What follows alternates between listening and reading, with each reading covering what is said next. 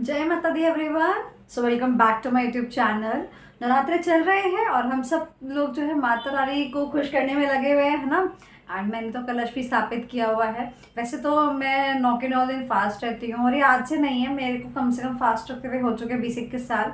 And जब भी साल में ये 2 टाइम नवरात्रे आते हैं तो वो मुझे बहुत पता नहीं, अंदर से मैं बहुत खुश महसूस करती हूँ, पॉजिटिव महसूस करती हूँ, क्योंकि हम सब की मैया कौन है? हमारी माता रानी।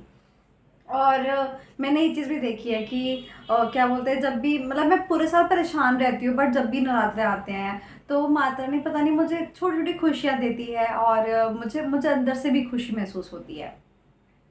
तो मैं जो हूँ दुर्गा सप्तशती के जो 13 अध्याय होते हैं वो पढ़ रही हूँ, एंड आज मैं पढ़ने जा रही हूँ 9वां अध्याय।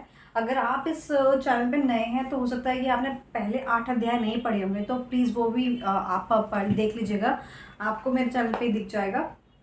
मैं ये रिकॉर्ड इसलिए कर रही हूँ बिकॉज मुझे लगता है ऐसा कि शायद कई लोग ऐसे हैं जो माता रानी के जो ये दुर्गा सप्तशती के जो अध्याय हैं 13 के 13 ये पढ़ना चाहते हैं, बट शायद टाइम नहीं है उनके पास। जैसे जॉब वाले होते हैं या फिर स्टूडेंट्स होते हैं, तो वो लोग मेरे माध्यम से ये जो एक वीडियो है ये आप लगा के छोड़ सकते हैं और माता रानी का स्मरण कर सकते हैं। आते हुए जाते हुए ट्रैवल करते हुए बस माता रानी का ध्यान लगाओ और ये वीडियो लगाओ और बस बात खत्म।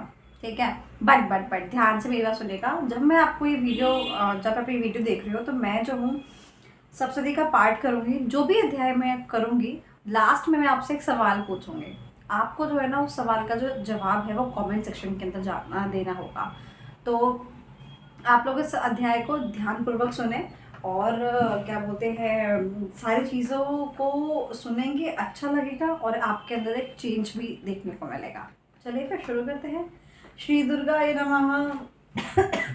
सॉरी। तो मैं 9वां अध्याय पढ़ने जा रही हूँ जहाँ पर होगा निशुंभ का वध।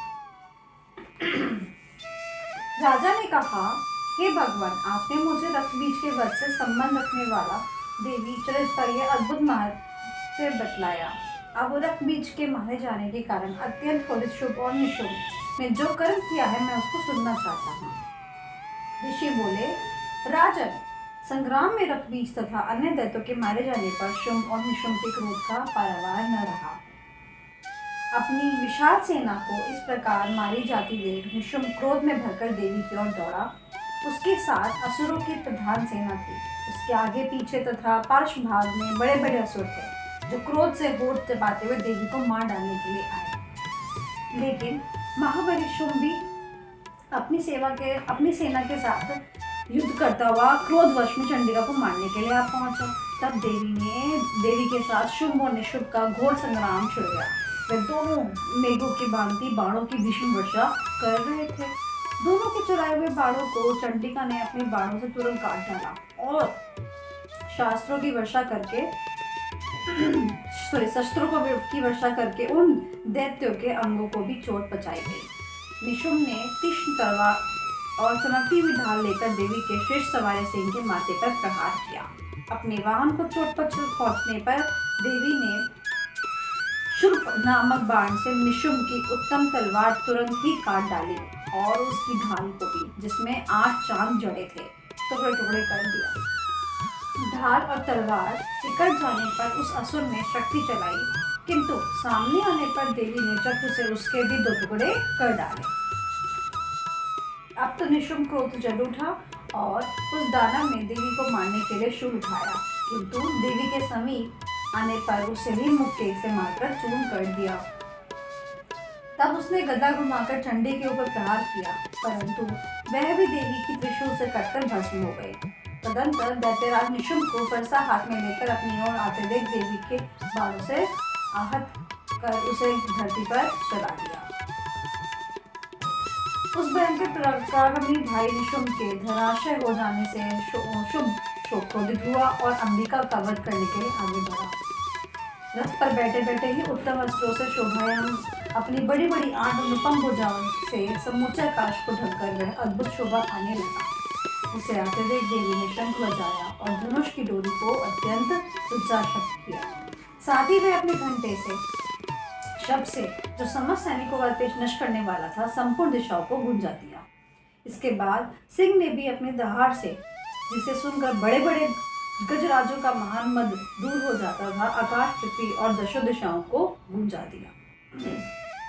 और फिर क्या, काली ने आकाश में उछलकर अपने दोनों हाथों से पृथ्वी पर चोट की। इससे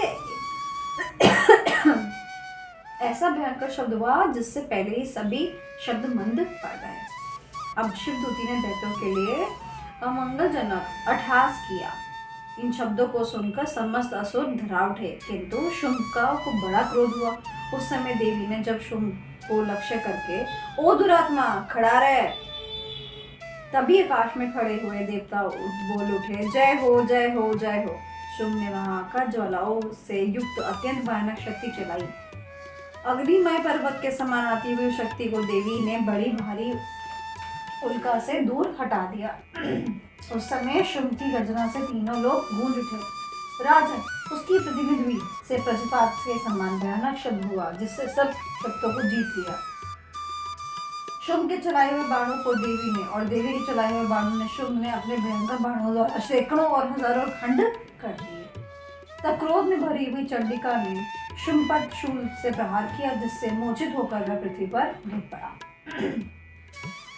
इतने में ही निशुंभ को चेतना हुई और उसने धनुष हाथ में लेकर बाणों द्वारा देवी काली और सिंह को घायल कर डाला। फिर उसने दैत्यराज से 10,000 बाहें बनाकर चक्रों के प्रहार से चंडिका को आच्छादित कर दिया। तब दुर्गम पीड़ा का नाश करने वाली भगवती दुर्गा ने कुपित होकर अपने बाणों से उन चक्रों तथा बाणों को काट गिराया। तब वह गदा हाथ में लेकर बड़े वेग से दौड़ा। उसके आते ही चंडिका ने तीक्ष्ण धार वाली तलवार से उसकी गदा को शीघ्र ही काट डाला।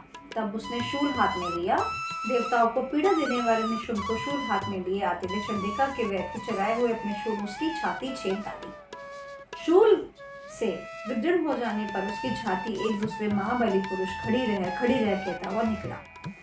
उस निकलते हुए पुरुष की बात सुनकर देवी अट्टहास कर हंसने पड़ी और खड़क से उसने उसका मस्तक काट डाला और फिर तो वह पृथ्वी पर गिर पड़ा। तत्पश्चात सिंह अपनी दाढ़ों से असुरों की गर्दनें कुचलकर खाने लगा। यह बड़ा भीषण दृश्य था।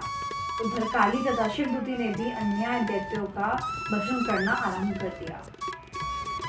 कौमारी की शक्ति से विदीर्ण होकर कितने ही महादैत्य नष्ट हो गए। ब्रह्माणी के मंत्र पूजन से निस्तेज होकर कितने ही भाग खड़े हुए।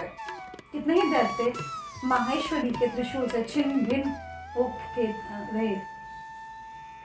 वाराही के तूतन की चोट से कितनों की पृथ्वी पर कचुम्मा निकल गया।